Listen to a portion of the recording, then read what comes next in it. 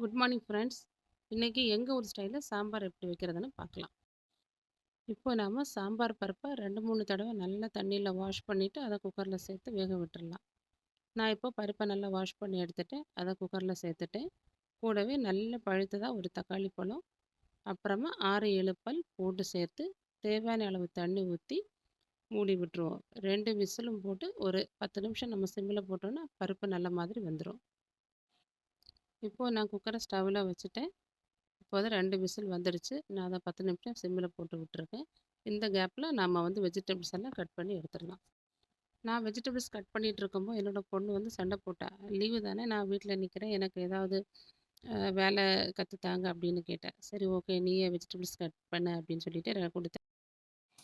2 கத்திரிக்காய் கட் பண்ணோடனே ஆளு டயர்ட் ஆயிட்டா. அப்புறம் நான் வாங்கி கட் பண்ண ஆரம்பிச்சுட்டேன். நீங்களும் சாம்பார் வைக்கிறதுக்கு என்னென்ன காய்கள் சேர்ப்பீங்கிறத கமெண்ட் பண்ணுங்கள். நாங்கள் எல்லா காயும் சேர்த்து தான் சாம்பார் வைப்போம். இல்லாதப்போ எந்தெந்த காய் இருக்கோ அந்த காயை போட்டு நாங்கள் சாம்பார் வச்சுருவோம். எங்கள் சைடு எல்லா வெஜிடபிள்ஸ் போட்டு தான் சாம்பார் பண்ணுவாங்க. ஆனால் நான் இங்கே நிறைய ஃப்ரெண்ட்ஸ் சொன்னால் கேட்டிருக்கேன். அவங்க வெண்டைக்காய் மட்டும் தனியாக போட்டு வெண்டைக்காய் சாம்பார் பண்ணுவாங்களாம், முருங்கைக்காய் மட்டும் தனியாக போட்டு முருங்கைக்காய் சாம்பார் பண்ணுவாங்களா அப்படின்னா கேட்டு, அப்போ அவங்கள்ட்ட கேட்டு நான் அப்படியே தனியாக வைக்க படிச்சிருக்கேன். இப்போது வெஜிடபிள்ஸ் எல்லாம் கட் பண்ணியாச்சு. நம்ம இந்த வெஜிடபிள்ஸை இன்னொரு மண் சட்டியில் மாற்றி வேக வச்சிடலாம். எனக்கு எப்போவுமே மண் சட்டியில் சமைக்கிறது தான் ரொம்ப பிடிக்கும். அதனால் நான் கட் பண்ண வெஜிடபிள்ஸ் எல்லாம் இன்னொரு மண் சட்டிக்கு மாற்றிட்டு தேவையான அளவு தண்ணி ஊற்றிப்போம். ஊற்றிட்டு அது கூடவே கொஞ்சமாக தேவையான அளவு உப்பு, கொஞ்சமாக மஞ்சத்தூள் போட்டு மூடி விட்டு வேக விட்டுருவோம். அதிக நேரம் இல்லை, ஒரு 10லேருந்து 15 நிமிஷத்துக்குள்ளே காய் எல்லாமே நல்லா வெந்துடும்.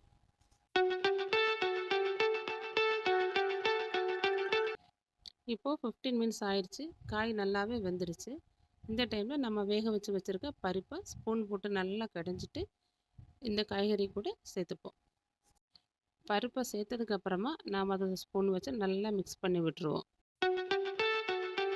இப்போ நம்ம ஊற வச்சுருக்க புளியை கையினால் நல்லா பிசைஞ்சு அந்த புளி தண்ணி தனியாக எடுத்துருவோம்.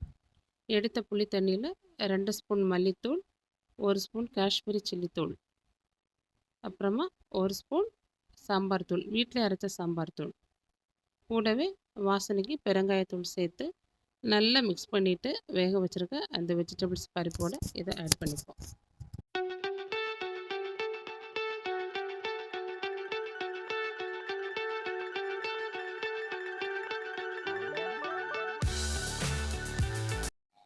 மசாலா எல்லாம் சேர்த்ததுக்கப்புறமா ஸ்பூன் போட்டு நல்லா மிக்ஸ் பண்ணி விட்டு ஒரு 2 to 3 மினிட்ஸ் அப்படியே சிம்மில் விட்டுருவோம்.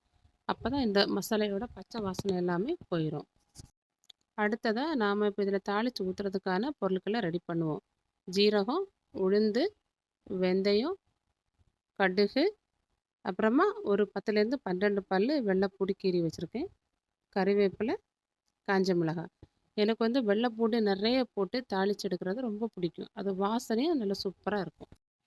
இப்போ நாம் ஒரு சட்டி ஸ்டவ்வில் வச்சு அதில் கோகோனட் ஆயில் ஊற்றி ஆயில் நல்லா காஞ்சதுக்கு அப்புறமா கடுகு, வெந்தயம், ஜீரகம், உளுந்தம்பருப்பு போட்டு நம்ம கீறி வச்சுருக்க வெள்ளைப்பூடு போட்டு நல்லா ஃப்ரை பண்ணுவோம். அந்த வெள்ளைப்பூடு ப்ரௌன் கலராக வர்றது வரைக்கும் நல்லா ஃப்ரை ஆகணும். பூடு நல்லா ஃப்ரை ஆனால் தான் நம்ம தாளித்து ஊற்றுவோம், அந்த வாசனை சூப்பராக இருக்கும். கூடவே காஞ்ச மிளகாய், கறிவேப்பிலை, மல்லி இலையும் சேர்த்துக்கலாம். என்கிட்ட அப்போ மல்லி இலை இல்லை, அதனால் நான் சேர்த்துக்கல. நீங்களும் மல்லி இலை சேர்த்துக்கிட்டிங்கன்னா சாம்பார் இன்னும் வாசனை நல்லாயிருக்கும். இப்போது இந்த நம்ம தாளித்து எடுத்த பொருட்கள் எல்லாமே இந்த சாம்பாரோட சேர்த்துப்போம். ஆட் பண்ணி அதை நல்லா மிக்ஸ் பண்ணி விட்டுடலாம். இப்போது நல்ல சுவையான, மணமான, ஆரோக்கியமான எம்மி சாம்பார் ரெடி ஆயிடுச்சு. நாங்கள் இந்த சாம்பார் சாதத்து கூட, அப்புறம் இட்லி, தோசை கூட எல்லாம் யூஸ் பண்ணிப்போம். நீங்கள் எது எது கூடலாம் இந்த சாம்பார் யூஸ் பண்ணுவீங்கன்னு கமெண்ட் பண்ணுங்கள். நீங்களும் இந்த மாதிரி ட்ரை பண்ணி பார்த்துட்டு எப்படி வந்துச்சுன்னு சொல்லிவிட்டு எனக்கு கமெண்ட் பாக்ஸில் கமெண்ட் பண்ணுங்கள். இந்த வீடியோ பிடிச்சிருந்தா லைக் பண்ணுங்கள், கமெண்ட் பண்ணுங்கள், ஷேர் பண்ணுங்கள், சப்ஸ்கிரைப் பண்ணிக்கோங்க. தேங்க்யூ.